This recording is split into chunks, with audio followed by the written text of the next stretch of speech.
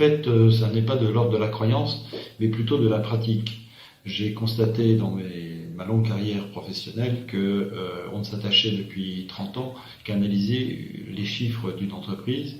Or, une entreprise ne tient pas que dans ses chiffres, mais dans ses pratiques, ses principes, et les hommes et les femmes qui les mettent en œuvre.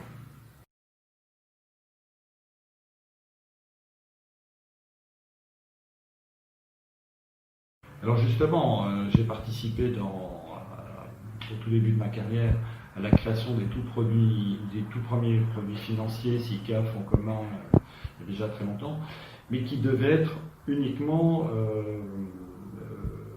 ne faire qu'une partie de la panoplie de services offerts par les entités de gestion financière, et c'est devenu le tout de l'offre depuis un certain nombre d'années. Et d'ailleurs, ces produits maintenant vont de plus en plus vers des produits gérés de manière tout à fait automatisée par ce qu'on appelle des robots, c'est-à-dire des logiciels sans aucune question de discernement.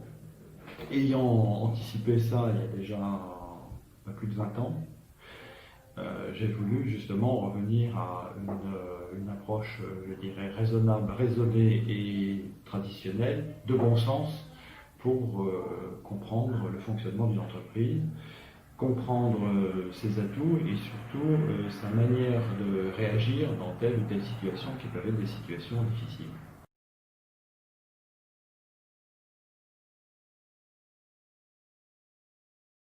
Nous nous situons toujours dans le long terme. Quand je parle de long terme, c'est plutôt des investissements de 5 à 10 ans et plus. Sur une période assez longue, depuis 2002, nous avons réalisé, grâce à notre méthodologie appliquée à notre gestion de portefeuille, une surperformance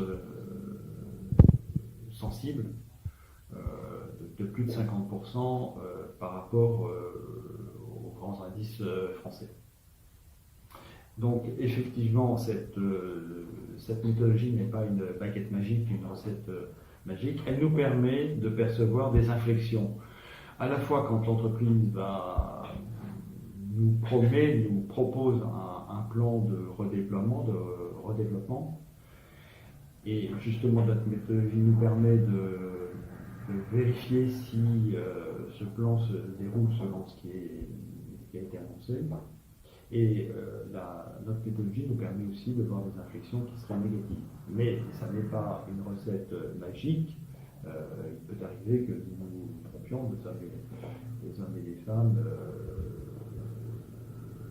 je dirais, raisonnables, mais il peut y avoir des moments plus difficiles.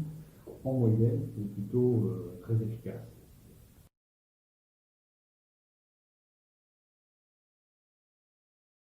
Donc, pour moi, le bon père de famille d'aujourd'hui et de demain, pour les 20 ans à venir, c'est celui qui saura, avec son gestionnaire, comprendre dans quel type d'entreprise est investie son épargne, et surtout apprendre à prendre des risques. Des risques, quand on parle de risques, ça ne veut pas dire jouer au casino, jouer au loto, je ne sais quel jeu de hasard. Mais investir, est-ce qu'un capitaine sur un navire dans la tempête ne connaît pas les capacités de son bateau et de son équipage? Bien sûr que si. Et il y a des tempêtes, et bien il les affronte et la marchandise ou les passagers arrivent à bon port.